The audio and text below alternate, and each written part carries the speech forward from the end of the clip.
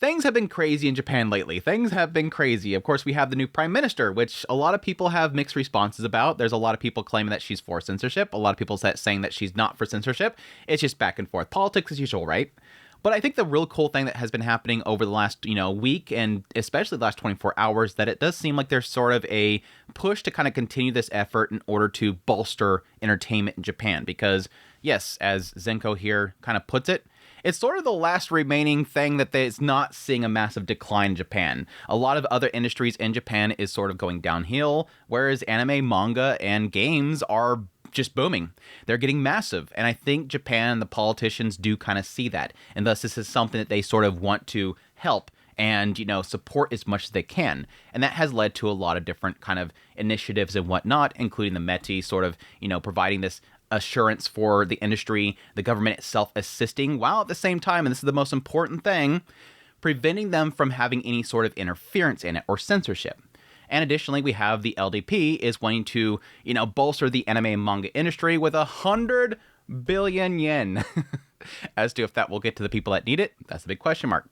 But I wanted to cover a lot of this stuff because I think there's a lot of misinformation that's going around lately. Especially this particular article here, where I've seen some people claim that this is meaning that Japan wants to prevent Western censorship, which that is a big negatory. That is misinformation that's going around. So let's just actually go into the information. I'll give you guys my perspective, show you exactly what Japan, or at least these news articles, are actually saying about what's happening, and then we'll go from there. As per usual, this is my take on this stuff. I am not a political expert of Japan, so definitely do your own research if you want to learn more. Let's kick things off with this initiative that Meti is proposing. Meti proposes 5 principles for supporting Japan and entertainment. No interference with creative works amongst them. New policy based on public feedback and reflection. At the end of October, the Ministry of Economy, Trade, and Industry held its 8th research meeting on entertainment and creativity industry policy and announced a draft of new policy guidelines, the 5 principles of entertainment and creativity industry policy, aimed at achieving the goal of expanding the overseas market size of Japan-oriented content to 20 trillion yen by 2033. That's an ask. That's an ask right there. It can make it, though. Again, the projections are insane. The 5 principles presented by the ministry are: support on large-scale, long-term, and strategic basis, support efforts created in Japan and delivered to the world, do not interfere with the content of works, that's a key one there, deliver support directly and transparently, and prioritize challengers.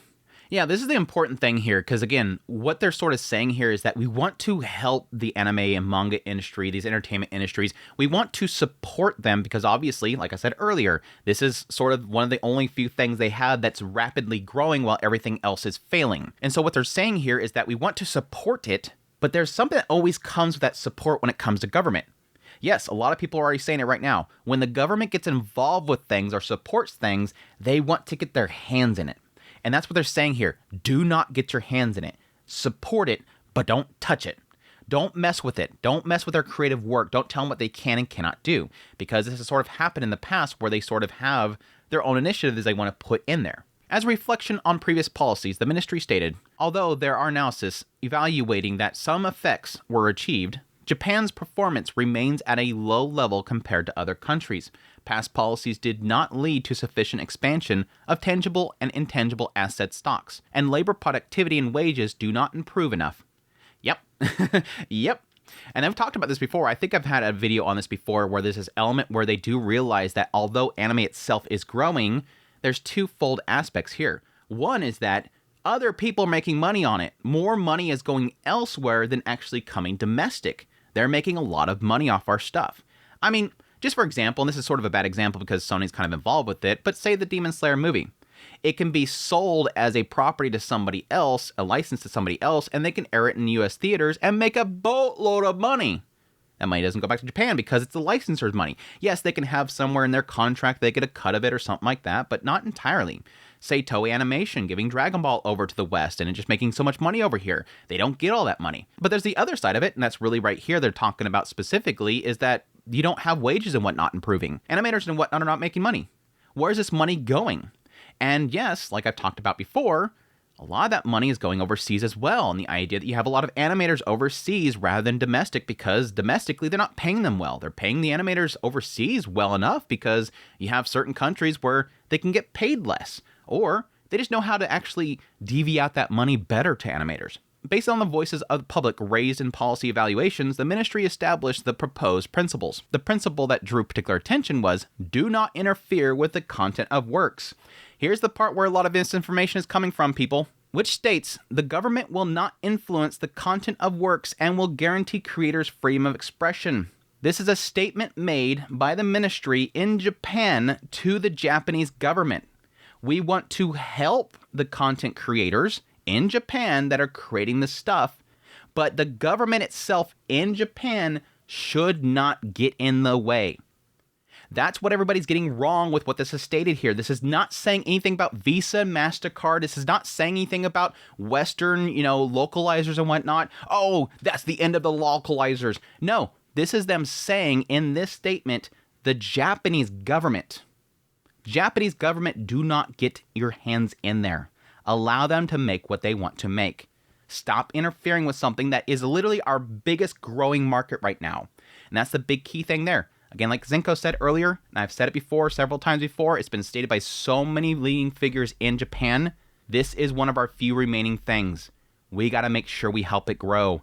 And don't touch it. There's a reason why it's growing. This incorporates the requests of non-interference such as, we want the government to refrain from meddling in the content of works when providing support. Support us, but don't tell us what to do. Because we know what we're doing. That's the key thing there. We know what we're doing. Likewise, the principle deliver support directly and transparently reflects the public wish that the government support should reduce the proportion distributed to intermediaries and increase the amount reaching these directly involved in creating and promoting works. Thank you so freaking much. Yeah. That right there, I think, is one of the bigger things. Everybody, again, is focusing up on this thing and saying that it's Western censorship. This is the key thing, I think. Get it to the creators, not these people between, because that's a big concern with the thing that we're going to talk about in a minute with the idea of giving 100 billion yen increase, or not increase, but increasing to 100 billion yen given to this industry. A lot of people are concerned about it not getting to the proper people. It's going to get stopped by the producers and whatnot, and it's going to line their pockets. All this money being injected into this industry from the government, and it's not even going to the animators, not going to the people creating the stuff. But I will say, this is politics. Don't get too excited. I'm going to stop myself from getting too excited because this happens a lot. This is just like anywhere else in the world. Politics. Does it actually change anything? That's always the last question. Did this actually fix anything, or did you just talk about a bunch of fluff to get people's support? Focusing on the reduction of intermediary margins, often referred to as middleman cuts. Yep, the ministry noted, we will avoid making support systems overly complicated and ensure that even stakeholders unfamiliar with government procedures can use them easily. I think that's important. This transparency is important because then you can actually hold people accountable if it does get stopped by somebody. Not just giving subsidies and in their future policy direction presented. The principle prioritizes challengers, responds to public calls to support new and challenging projects rather than existing ones, and outlines a policy that prioritizes support for high-risk, high-return new initiatives. Since 2013, the ministry has been providing support under the Cool Japan policy, during which overseas sales of entertainment industry increased approximately fourfold from 1.4 trillion to 5.8 trillion. However, compared with countries such as South Korea, Japan's budget for these programs has remained at a low level. Yeah, there's a lot more investments coming internally, and again, I think a lot of other countries are benefiting from it more than even them. Japan's budget and these programs has remained at a low level. Evaluation analysis indicates that the support projects generated an increase in overseas sales of about 3 to 8 times the amount of the support funds provided. Building on that, the ministry has proposed policy guidelines aimed at achieving a state where Japan-oriented content dominates the world, starting with Japan's strength in 2D content, through a Japanese-style content ecosystem as follows. In a game structure where network effects prevail, and those who invest the most take all, Japan must compete with countries providing fiscal support on the scale of hundreds of billions of yen. To achieve the target 8 years from now, the next 3 years will be positioned as a critical period to implement large-scale, long-term, and strategic support measures. During this time, in order to ensure the achievement of our goals, Meti will not simply provide subsidies and stop there, but will collect and monitor data on distribution networks and works, select projects with high potential for success, and providing feedback accordingly. Again, it's all about getting more involved with this stuff and really supporting it, which, again, This is a lot of statements. This is saying a lot. This is saying a lot, but will they actually do anything? Now, yes, I was kind of curious if this was something that sort of needed to be processed and voted on or put through something. So I did reach out to Zenko, which I really do appreciate his efforts in really kind of keeping the Western audiences informed on what's going on with anime and manga and whatnot from a political perspective. This is a politician. I asked him if this is like a process or something, or if this is something that's actually going to go through.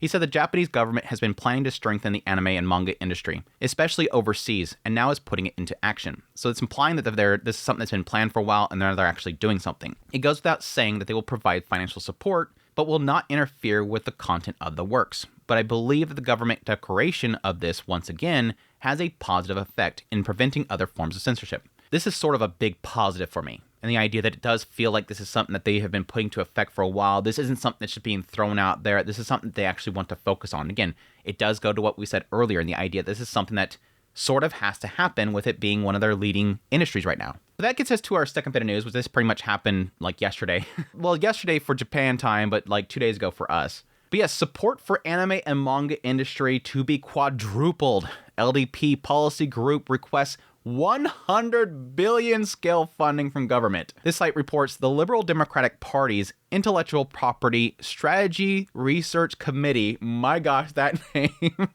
on the 6th compiled an emergency resolution calling on the government to increase support to overseas expansion and other initiatives in the content industries, such as anime and manga, to a scale of around 100 billion. Approximately 4 times the current level. They're upping it like crazy, which again does technically make sense because the anime industry itself is increasing fold over fold over fold. This thing is growing insanely. And again, a lot of that is overseas.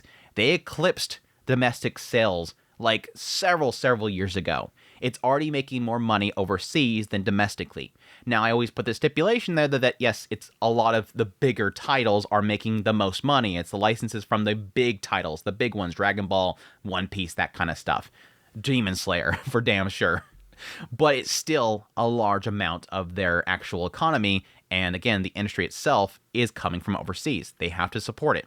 Beginning with comprehensive economic measures to be announced by Takaichi administration later this month. The goal is to include large-scale, multi-year support programs. Now here's where things get interesting. And this goes better to the misinformation that was spreading from the previous article. The resolution emphasizes the urgent need to expand Japan's content industry support budget to a scale comparable to those of major countries. Again, that's going to that previous article, and the idea they're seeing things like South Korea and stuff like that, and they're investing a lot more money. It requests funds to be prioritized for training translators of manga and animators, establishing culture outreach hubs overseas, and strengthening anti-piracy measures. Yes. I love all of this right here because this is huge. This is huge. I talked about this so many times before. The best way to combat piracy, because it's talking about piracy down there, and that doesn't really matter. I mean, I've seen like here recently Crunchyroll and Netflix, they want to, go after this site or that site. Shrug. You're going to hit that Hydra. It's going to grow another one. Good luck, Netflix. Good luck, Crunchyroll. You're never going to stop that stuff. It's going to keep happening. The true anti-piracy measure is this part right here. Now, this is manga specifically, not really anime. And again, I was talking about Netflix and Crunchyroll earlier. The best way to combat piracy is to have Japan do it themselves and create a network in which they can provide it themselves, because the best counter to piracy is convenience. Convenience and a good product. If Japan themselves can do this, that's huge. Shonen Jump's been doing it. If all these different companies, these publishers in Japan, if they can start moving to actually doing their own translations, that is huge. Japan, do it yourself. I've been asking about this for the longest time. Japan, open up the floodgates. All of your Japanese streaming websites, open them up to the world. Let us sub to you directly. You do the translations and give it to us directly. And then if anybody complains about wanting to pirate it after that, well, good on them. Whatever. Do whatever you want to do. But damn, what better way to support these companies than to do it directly? I think a lot of people have been asking about that. I would love to do that. I mean, you're technically doing that with Crunchyroll because it's technically still Sony, which is Aniplex, yada, yada, yada, but whatever. is still a Western company. Crunchyroll is still a Western company, a branch of Sony. People want that direct flow. And again, that best way to combat that piracy is to make it really convenient for people to get in there. And they want to do that. They want to train translators to do this stuff so they can get that out there. The big thing here, though, is, in my opinion, animators. Yes, domestic animators. I have no by the way, I have no problems with animators in China or, India or anything. If you've done work for anime, thank you for your work. I have nothing against overseas animators that work on anime. But my biggest heartbreak has always been the idea that domestic animators have given up on the industry. I even talked to Zenko about this literally yesterday. I was telling him about how I hate the fact that it feels like all the Japanese animators have given up. They have been so underpaid they gave up. And like I said before, you had even politicians saying, why are people in other countries getting paid better to animate anime that is being produced in Japan? That doesn't make any sense. Why are we not paying our animators properly? Why are our people in our country giving up on being animators? It's a lost cause at this point. They're giving up. They're going to other industries. They're giving up being what they've always aspired to be. And I bet there's still thousands of people in Japan, if not millions of people in Japan, that would still love to be animators, to draw the anime they love so much, but they had to go get other jobs. They gave up. While other countries are paying perfectly well for animators. It doesn't make any sense. Hopefully, this will lead to that. Hopefully, this will actually support them. As to what the outreach hubs are, I'm not really sure. I'm assuming that's probably something as, in order to make connections, establish licensing and whatnot, which would actually be really great again, because if they want to provide it themselves, they're going to actually have to still set up things in the countries they want to distribute to. It's not simply they open up the gates and everybody can access it. There's still laws and whatnot they have to kind of follow there. There's still things they have to follow there. Now, I do acknowledge the fact that this is a lot of promises. And like I want to say before, this is still politics. Keep in mind that everything that I've talked about in these two articles is still politics. It's like the old saying goes, how do you know a lawyer or a politician is lying to you? Their mouth is moving. Those are those two industries that how you know they're lying, their mouth is moving. So whatever is said here could be all fluff. I do acknowledge the idea that there's a lot of people, and I've seen a lot of posts about this. This 100 billion yens, yeah, it's a lot of money. Hopefully it actually gets to the people that it's supposed to get to. But again, they have stated that they want accountability for this stuff. With that previous article, what they're talking about here is they want accountability for this stuff to ensure that it gets to the places that it needs to get to, the people that it needs to get to, and not just some middlemen. So hopefully the two of those kind of come together there. Hopefully the two of those kind of come, unless they're trying to push this out before that other stuff kind of goes into effect. They don't want that transparency, get this money out quickly. Either way, like I said, take this all with a grain of salt. This is politics, but it does show sort of this sign of this increased desire to support the anime industry, to support manga and all this kind of stuff. And again, to protect creativity. That's the key important thing there, to protect the creativity, which is, yes, mostly in Japan. I was, again, saying, like I said earlier, a lot of people misinterpreting this whole statement about, no interference in productions, the anti-censorship stuff like that. That is not something that Japan's doing. Again, that's misinformation. Japan really doesn't really have an ability to do that. I don't know why people don't seem to understand that. And Zenko himself even acknowledges that when I was talking to him. It's not as if Japan can enact a law that prevents, some translator in America from being able to change something. I think I've talked in the past where there's a possibility they can enact laws that restrict what the contracts they use for licensing out to have measures against that stuff. But it's just not something they can really do. If there's laws overseas for censoring your anime, it's because there's laws, and Japan can't do anything about that. If a company is going to export an anime somewhere else, Japan can't tell them or to tell them directly, don't censor the anime. It's their laws. The country it goes into, it has to go by their laws and their customs. There's nothing you can do about it. Anyways, that's a lot of information. I hope that, helps out you guys there. Hope you found this stuff informative. If you did, make sure to hit the like button down below. If you like this content, if you like what I do here, getting some sources from Japan, trying to kind of dig through a lot of the misinformation, and you're able to, throw me a membership. I greatly appreciate you guys' support and all your kind words. And until next time, y'all take care.